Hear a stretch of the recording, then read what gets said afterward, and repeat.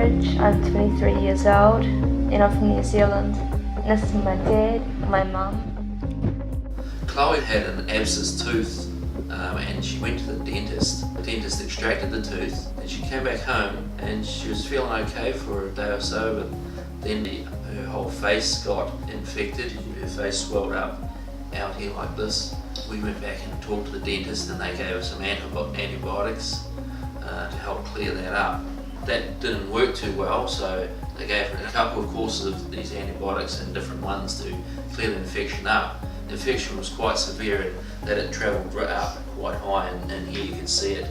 About 6 weeks after she had the tooth extracted, she was complaining of having headaches, and she said that her vision was being impaired, and it was sort of, she said that it was like looking through her fingers like this, where when something happens with your eyes, I guess you think, well, we'll go and see the optometrist. So we went and saw him, and he said, well, you've got an infection behind your eyes, and they gave her a prescription for more antibiotics.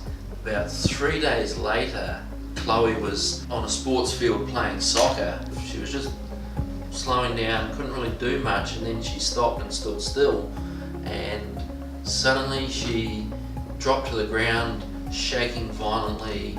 We didn't quite know what was going on, so we ended up taking her to hospital. So it was a long journey from there. For months and months, Chloe would have these seizures. Sometimes the seizures would last from 1 to 2 hours, sometimes 3 hours, and she was having these seizures off and on every day after that. They'd get very severe and she would stop breathing, go limp, and we were just at a loss to know what to do, because every time we took her to the doctors or the hospital, they basically didn't know what to do. One time we're going there and they gave her quite a high dosage of morphine and it stopped the seizure. They couldn't really figure out what that all meant.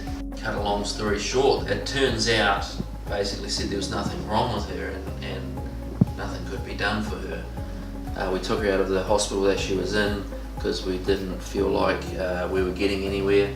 But while she was having these seizures, they didn't want us to call them seizures eventually, because they said they weren't seizures, they said they were pseudo-seizures. The MRI and the CT scan didn't pick them up at all. So nobody really knew what was going on.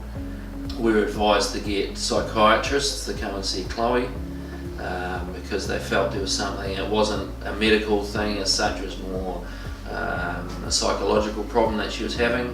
The GP basically says that it's a psychosomatic symptom that's brought on for some unknown reason. When we were asking him what that meant, basically he was saying, well, some young ladies her age do things, put things on just to get attention, or they want friends or what have you, but who would want to fall down and smash their head on the side of a doorpost, or who would want to fall down every day and shake violently just to get attention?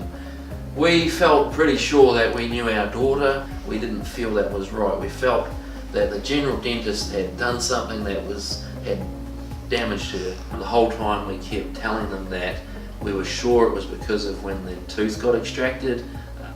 We said, she's just been to the dentist and it's come from something that happened there. She had a huge infection, and that's what we kept trying to tell them, but general dentists in New Zealand just really don't want to own up to something like this. It doesn't look good. You expect that you're going to get help, but when it doesn't happen, it's very devastating, and you do everything you can to help your children. We ended up pulling Chloe out of all hospitals. Then we got in contact with Smile Ranch in Dallas. They did a procedure on Chloe, and within a very short time they came back to us and they said, we're pretty sure we know what the problem is. We just felt